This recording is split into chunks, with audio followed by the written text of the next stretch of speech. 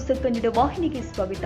ಬೆಂಗಳೂರಿನ ಬಿಜೆಪಿ ಕಚೇರಿಯಲ್ಲಿ ಮಾತನಾಡಿದ ಬಿಜೆಪಿ ರಾಜ್ಯಾಧ್ಯಕ್ಷ ಬಿವೈ ವಿಜೇಂದ್ರ, ಮಾಜಿ ಶಾಸಕರು ಪರಾಜಿತರ ಸಭೆ ನಡೆಸಿದ್ದೀನಿ. ನಾನು ಅಧ್ಯಕ್ಷನಾದ ಮೇಲೆ ಕೆಲಸದ ಒತ್ತಡ, ಬೇರೆ ಕಾರಣಕ್ಕೆ ಸಭೆ ಮಾಡಲು ಆಗಿರಲಿಲ್ಲ. ಎಲ್ಲರನ್ನೂ ವಿಶ್ವಾಸಕ್ಕೆ ತೆಗೆದುಕೊಂಡು ಜಿಲ್ಲಾ ಪಂಚಾಯತ್, ತಾಲೂಕು ಪಂಚಾಯತ್ ಚುನಾವಣೆ ಎದುರಿಸಬೇಕು ಅಂತ ಚರ್ಚೆ ಮಾಡಿದ್ದೇವೆ. ಸಣ್ಣ ಪುಟ್ಟ ಗೊಂದಲ, ವ್ಯತ್ಯಾಸಗಳು ಇರುತ್ತೆ. ಅದೆಲ್ಲವನ್ನ ವರಿಷ್ಠರು ಗಮನಿಸ್ತಾ ಇದ್ದಾರೆ. ಯಡಿಯೂರಪ್ಪ ಸೇರಿ ಹಿರಿಯರು ಎಲ್ಲ ಮಾರ್ಗದರ್ಶನ ಕೊಟ್ಟಿದ್ದಾರೆ. ರಾಜ್ಯದ ರಾಜಕೀಯ ಪರಿಸ್ಥಿತಿಗಳ ಬಗ್ಗೆಯೂ ಚರ್ಚೆ ಮಾಡಿದ್ದೇವೆ. ಇವತ್ತಿನ ಸಭೆ ಯಾವುದೇ ಬಲ ಪ್ರದರ್ಶನ, ಯಾರನ್ನೋ ಪಕ್ಷದಿಂದ ಉಚ್ಚಾಟನೆ ಮಾಡಬೇಕು ಅಂತ ಮಾಡಿರುವುದಲ್ಲ. ಪಕ್ಷವನ್ನ ಬಲಪಡಿಸಲು ನಾನು ಚರ್ಚೆ ಮಾಡಿದ್ದೀವಿ. ರಾಜ್ಯದ ಅಧ್ಯಕ್ಷನಾಗಿ ಪಕ್ಷವನ್ನ ಬಲಪಡಿಸಬೇಕು ಅಂತ ನನಗೂ ಇದೆ ಎಂದು ಬಿವೈ ವಿಜೇಂದ್ರ ಹೇಳಿದ್ದಾರೆ. ಎಲ್ಲ ಒಂದು ಕಡೆ ಬಲ ಪ್ರದರ್ಶನ ಮಾಡ್ತಾ ಇದ್ದಾರೆ. ಪ್ರಶ್ನೆ ಇನ್ನೂ ಬಂದಿಲ್ಲ ಅಂತ ನಾನು ಕಾಯ್ತಾ ಇದ್ದೆ. ಇವತ್ತಿನ ಸಭೆ ಯಾವುದೇ ರೀತಿಯ ಬಲ ಪ್ರದರ್ಶನ ಆಗಲಿ, ಯಾರನ್ನೋ ಪಕ್ಷದಿಂದ ಉಚ್ಚಾಟನೆ ಮಾಡಬೇಕು ಈ ವಿಚಾರ ಆಗಲಿ, ಯಾವುದು ಕೂಡ ಈ ವಿಚಾರನ ಇಟ್ಕೊಂಡು ಸಭೆ ಸೇರಿರ್ತಕ್ಕಂಥದ್ದಲ್ಲ. ಪಕ್ಷವನ್ನು ಹೇಗೆ ಸರಿಪಡಿಸಬೇಕು ಅಂತಕ್ಕನ್ನ ಅನ್ನುವ ಕರ್ತವ್ಯ ರಾಜ್ಯದ ಅಧ್ಯಕ್ಷನಾಗಿ ನಂದು ಕೂಡ ಇದೆ. ಪಕ್ಷದ ಹಿರಿಯರು, ವರಿಷ್ಠರು ಕೂಡ ಇದ್ರ ಬಗ್ಗೆ ನಮಗೆ ಮಾರ್ಗದರ್ಶನ ನೀಡುತ್ತಾರೆ. ಆದರೆ ಇವತ್ತಿನ ಸಭೆ ಇವೆಲ್ಲವನ್ನು ಕೂಡ ಬದಿಗಿಟ್ಟು ಪಕ್ಷವನ್ನು ಬಲಪಡಿಸ್ತಕ್ಕಂಥ ನಿಟ್ಟಿನಲ್ಲಿ ಎಲ್ಲರನ್ನೂ ಕೂಡ ಜೊತೆಗೆ ತೆಗೆದುಕೊಂಡು ಹೋಗ್ಬೇಕು. ಈ ನಿಟ್ಟಿನಲ್ಲಿ ಸಭೆಯನ್ನು ಮಾಡಿದ್ರು.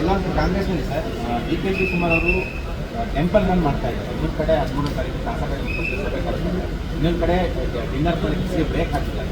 ಏನು ನಡೀತಿದೆ?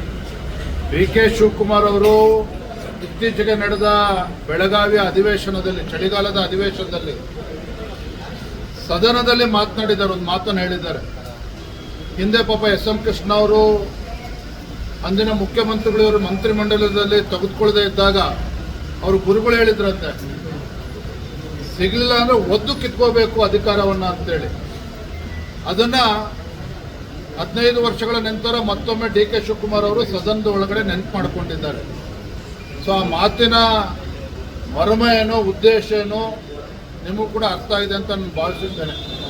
ಇದರ ಹಿನ್ನೆಲೆಯಲ್ಲಿ ಒಂದು ಕಡೆ ಸಿದ್ದರಾಮಯ್ಯನವರ ಪವರ್ ಶೇರಿಂಗ್ ಫಾರ್ಮುಲಾ ಏನಿದೆ, ಎಲ್ಲೊಂದು ಕಡೆ ಅಂತ್ಯಗೊಂಡಿದೆ ಅನ್ನೋ ವಿಚಾರ ನಮಗೂ ಕೂಡ ಬೀಳ್ತಾ ಇದೆ.